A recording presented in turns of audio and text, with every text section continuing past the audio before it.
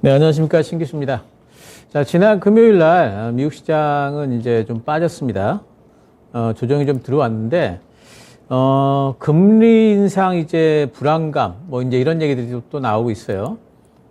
그리고 이제 구체적으로는 이제 10년 만기 국채 수익률도 올라갔고, 잠깐 좀 국채 수익률 차트 잠깐 보면은요. 그간에 좀 이제 빠지던 국채 수익률이 이제는 약간 좀 반등 구간에 지금 들어오고 있습니다. 이런 형태로 좀 올라가고 있는데, 뭐 하루 이틀 정도 더 올라갈 수 있을 것 같아요.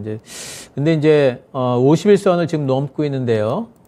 위쪽으로 더 갈지 이 부분에 대해 가지고는 좀 더 지켜봐야 되지만 어쨌든 이 부분까지 올라갈 수 있지 않을까라는 이제 생각은 해야 되기 때문에 조금 더 올라갈 수 있다.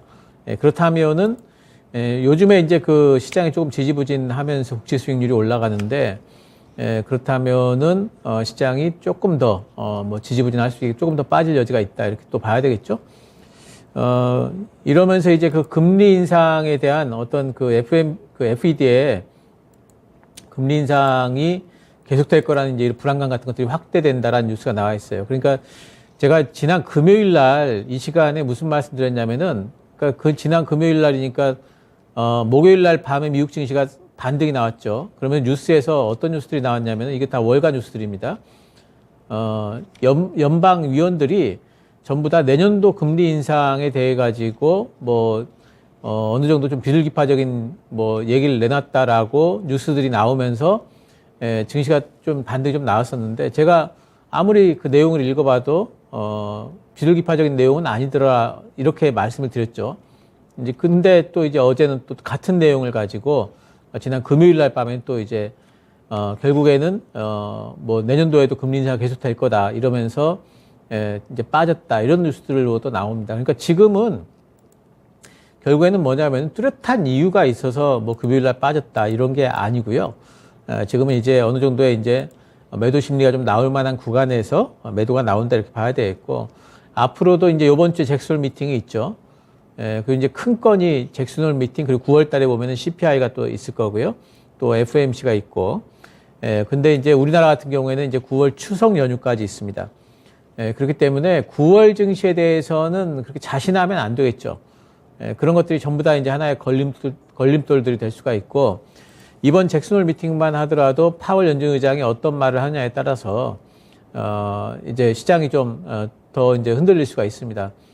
그러니까 파월이 아마 이제 말하는 게 가령 내년도에도 물가는 인플레이션은 고물가를 계속해가지고 정점을 찍든 안 찍든 고물가가 계속 될 거기 때문에 내년도에도 금리 인상은 계속돼야 된다라는 이런 말이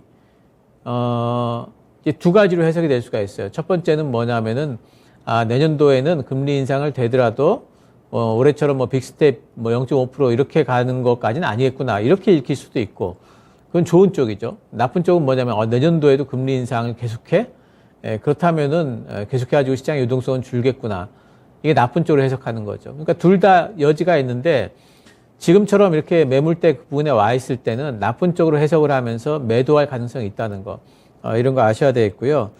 그 9월 증시는 어쨌든 쉬어감을 좀 예상을 좀 해야 됩니다. 조금 안전하게 생각하는 게 좋겠고요.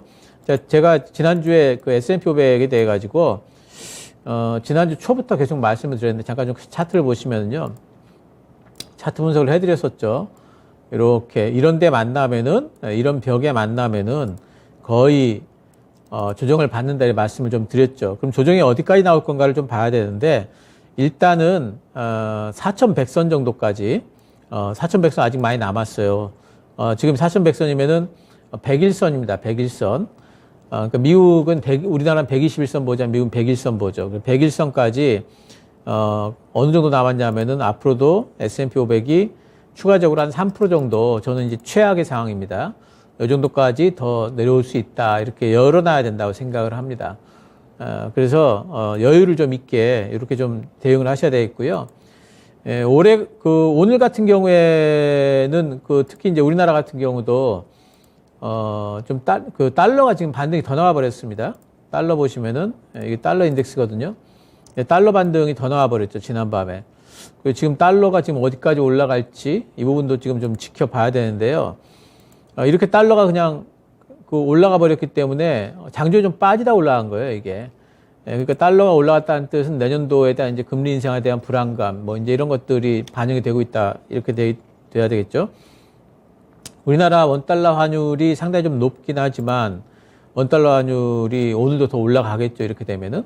그렇기 때문에 지금 이런 부분들에서 부정적인 영향이 외국인들 수급 뭐 당연히 안 좋을 거고요. 오늘도 우리 시장이 그렇게 좋지는 않을 거다. 이렇게 뭐 생각을 좀 할 수밖에 없습니다. 지금 구간은 제가 말씀드렸습니다만은 S&P 500이 4,100선까지 빠질 수 있다라는 여지가 있다면은 지금 이제 현금화 전략이 좀 필요합니다. 현금화 전략 관련해서는 제가 지난주에 계속 이제 결국에는 말씀을 드린 거예요. 현금화 전략 하시고 뭐 이제 조금 리스크 관리 같은 것도 좀 필요하다 이렇게 보셔야 되겠고요. 이렇게 증시가 쉬어가는 구간에서 이제 오히려 이제 좀 모아가시기는 가능합니다. 근데 모아가기 시점이 언제냐면은 잭슨홀 미팅 끝난 다음부터 모아가세요. 잭슨홀 미팅이 끝나기 전에는 시장 불안이 어디까지 될지 모르니까 잭슨홀 미팅 끝난 이후에, 그러니까 다음 주부터 조금씩 모아가게 하시고요. 하반기 유망 섹터들, 뭐 여전히 하반기 유망 섹터들은 잘 잡힙니다. 그래서 그런 섹터들을 모아가시면 되겠습니다. 첫 번째는 반도체입니다. 반도체는 뭐 지금 이제 현저하게 지금 저평가 구간이라 보셔야 돼요. 그래서 이미 이제 그 하반기에 대한 메모리 세트 수요와 관련된 그런 불안감들은 이미 반영이 됐다 봐야 되겠고, 삼성전자가 투자를 이제 새로운 투자 M&A를 한다든지 새로운 투자들을 하겠죠. 그런 데 대한 기대감들, 이런 것들, 또 내년도가 되게 되면은 내년도 한 2분기 정도부터는 메모리 수요가 다시 또 늘어날 거라는 그 얘기들이 아마 올해 한 4분기 정도부터는 또 나올 거예요. 그래서 이제 그런 것들이 계속 있기 때문에 가격으로 접근하셔도 됩니다. 반도체 쪽은. 또 2차 전지 쪽은 뭐 외국인들이 우리나라 종목 살 때 제일 많이 사는 쪽은 2차 전지 쪽이죠. 미국의 이제 뭐 인플레 감축법 이제 수혜도 기대할 수 있는데 여전히 된다 봐야 되겠고, 만약 이번 시장 조정 때문에 2차 전지 쪽이 같이 조정이 나오게 되면은 아마 이제 제일 먼저 잡아야 될 쪽은 2차 전지 쪽이 아닐까 싶어요. 바이오 쪽도 마찬가지죠. 계속해가지고 제가 학회 모멘텀 말씀 좀 드리고 있습니다. 9월 달에는 미국 암학회 있고요. 10월 달에 유럽 종양학회, 그리고 11월 달에 면역 항암 학회 있습니다. 그러니까 이런 학회 모멘텀을 보시면서 바이오 쪽도 접근을 하시면은 아마도 시장이 요번에 좀 흔들렸다가 반등이 나오게 될 적에 2차 전지와 함께 시장을 주도하는 섹터가 될 걸로 보고 있습니다. 건설하고 원전 쪽은 사우디 정상회담 11월 달에 있죠. 그러니까 아직 모멘텀 남아있다 봐야 되겠고, 게임하고 콘텐츠 쪽도 하반기에 이제 신장 모멘텀 있는 그런 종목들로 선별 접근 가능합니다. 로봇하고 자율주행은 눌린 구간을 좀 기다리시면은 뭐 무인 공장은 앞으로 공장 짓는데 대세예요. 계속해가지고 인구 줄고 있고 인건비 올라가는데 공장 새로 증설할 때는 꼭 무인 공장 필요합니다. 로봇 필요할 거고요. 중국이 자율주행 시작했고, 애플카 얘기도 지금 이제 하반기 때 이제 애플 그 아이폰 신작 나오게 되면은 그런 얘기 나오면서 애플카 얘기 또 나올 거예요. 그래서 그런 것들이 있기 때문에 로봇 자율주행도 눌린 구간에서 접근이 가능할 겁니다. 자, 어쨌든 뭐 지금 이제 시장에 대해 가지고 약간의 리스크 관리가 좀 필요하다는 부분 말씀드리고요. 오늘 준비한 종목은 첨보입니다. 첨보는 2차 전지 이제 관련주죠. 여러분들이 잘 아시는 소재주입니다. 2분기 매출하고 영업이익이 이제 작년 대비해서 25% 정도 더 늘긴 했는데 컨센을 좀 하회를 했습니다. 이 부분은 이제 왜 그러냐면 중국이 이제 록다운을 했었고요. 중국이 여러 가지 이제 뭐 봉쇄도 했었고, 또 원재료가 되는 이제 LiPF6 가격이 막 솟다가 1분기에 쏟았다가 2분기에 빠져버렸죠. 그러니까 원재료 가격이 빠져버리니까 제품 가격도 같이 빠지면서 이익이 좀 줄었습니다. 근데 이제 이런 부분들은 이제 뭐 이제 다 이제 주가에 반영이 된 거고요. 이제 3분기부터는 이제 중국이 리오프닝을 했고요. 그렇게 되면서 이제 영업이익이 작년 대비해가지고 23%까지 1분기 때 120억 했는데, 2분기 때 120억 했는데 3분기 때 625억 지금 예상을 합니다. 그러니까 3배 정도, 지금 이제 3배가 아니죠. 한 5배, 4배, 5배 정도 지금 더 늘 걸로 지금 예상을 하고 있습니다. 그리고 그 이후에도 계속해서 좀 늘어날 거고요. 이런 회사들은 증설해야 되는데 올해 4분기 때 1000톤 증설 완료가 돼서 내년 초에 가동이 되고요. 2023년도에 추가로 5000톤 증설이 됩니다. 그러니까 계속해서 외형이 늘어날 걸로 봐야 되겠고, 신공법이 채택이 됩니다. 이번 증설에. 그렇기 때문에 내년부터 원가 절감 효과가 나타나서 실적 성장이 굉장히 가파르게 될 거고요. 올해 EPS가 4,972원 정도, 주당 순이익이죠. 예상을 하는데 내년도 EPS는 7,600원을 넘어갈 걸로 생각을 합니다. 그러니까 굉장히 이제 큰 실적 성장이 내년에 있을 걸로 봅니다.